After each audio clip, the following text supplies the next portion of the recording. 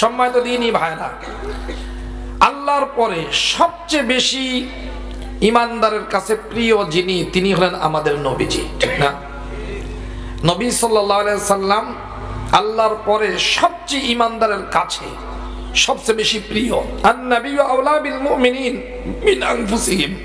আল্লাহ তাআলা বলেন যে নবী হলেন ইমানদারদের কাছে নিজেদের কাছ থেকে, নিজেদের থেকেও, নিজের জান থেকেও বেশি প্রিয়। সুবহানাল্লাহ। নবী সাল্লাল্লাহু আলাইহি ওয়াসাল্লাম বলেন, লা ইউমিনু আহাদুকুম হাত্তা আকুনা আহাব্বা ইলাইহি মিন ওয়ালিদিহি ওয়া ওয়ালাদিহি ওয়ান নাসি আজমাইন।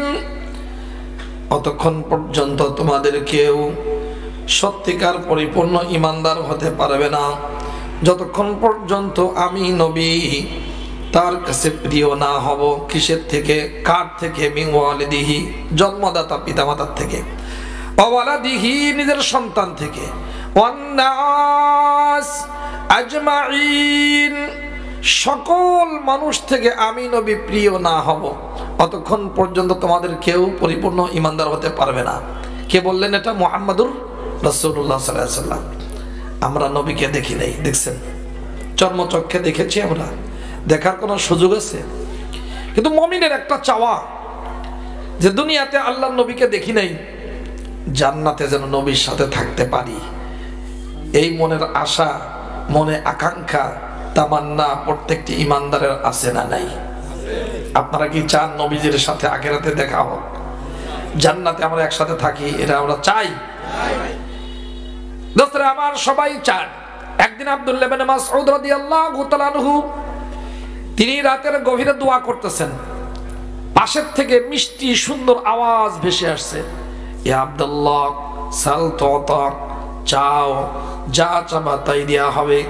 উনি চাইতেছেন, উনি চাইছেন আল্লাহর দরবারে, রাতের গভীরে তিনি চাইতেছেন। সকালবেলা আবু বকর সিদ্দিক রাদিয়াল্লাহু তাআলা আনহু আব্দুল্লাহর কাছে আসছে, আব্দুল্লাহ তুমি এমন কি দোয়া করেছো রাতের বেলায়, যেই দোয়া করেছো মালিকের দরবারে ওই দোয়াই কবুল হয়ে গেছে। আব্দুল্লাহ ইবনে মাসউদ বলেন, ও ভাই, আমি চেয়েছি তিনটি জিনিস। এক নম্বর, আল্লাহুম্মা ইন্নী আসআলুকা ঈমানান লা ইয়ারতাদ ওয়া নাঈমান লা ইয়ানফাদ ওয়া মুরাফাকাতা নাবিয়িনা মুহাম্মাদিন সাল্লাল্লাহু আলাইহি ওয়াসাল্লাম ফি আলা জান্নাতিল খুলদ। আমি আল্লাহর কাছে চেয়েছি, মালিক তোমার কাছে এমন ঈমান চাই যে ঈমান কখনো এদিক ওদিক হবে না, যে ঈমান ত্যাগ হবে না। নম্বর দুই, এমন নিয়ামত, এমন প্রাচুর্যতা চাই যেটা কখনো শেষ হবে না। আর আমি তোমার নবীর সাথে জান্নাতে উচ্চ মাকামে থাকতে চাই। সুবহানাল্লাহ, কবুল হয়ে গেছে।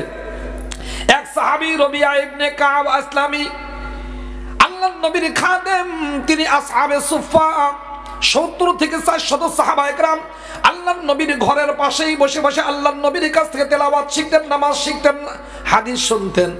ওখানে একজন সাহাবীর নাম রবিয়া, কি নাম বলেন না? রবিয়া ইবনে কাব আসলামী। তিনি আল্লাহর নবীকে ওযুর পানি দিয়েছেন। রাতের গভীরে নবীজি পানি পেয়ে ওযু করে খুশি হয়ে গেছেন। কি এ নাগরপুরের যুবক, তুমি আল্লাহর প্রিয় পাত্র হতে চাও, তোমার আব্বা আম্মা দেখবা রাতের গভীরে উঠে আল্লাহর সিজদা করতে চায়, কিন্তু ঠান্ডা পানি, বুড়া বুড়ি এদের কষ্ট হয়। তোমার হাতে পায়ে ধরে বলি, বাজান তুমি ওই সময় একটু উঠে গরম করে দিও পানি, বাবার জন্য, ওযুর জন্য দিয়ে দিও। দেখবা মা বাবা খুশি হবেন। মা বাবা যদি খুশি হয়ে যান, তোমার দুনিয়াও সুন্দর, আখিরাতও সুন্দর হবে। সুবহানাল্লাহ। ওটা বিদ্যুতের ওই যে জগ, এটা নিয়ে দাও, 1 মিনিটে পানি গরম, কথা কয় না? হতে পারে কি পারে না? দোস্তরা আমার, ওই সাহাবী পানি এগিয়ে দিয়েছেন। নবীজি সাল্লাল্লাহু আলাইহি ওয়াসাল্লাম যখন খুশি হয়েছেন বললেন, সালনি ও আম্মা বাদা আলাক, ও সাহাবী রবিয়া, তুমি আমার কাছে তোমার মনে যা চায় তা চাও।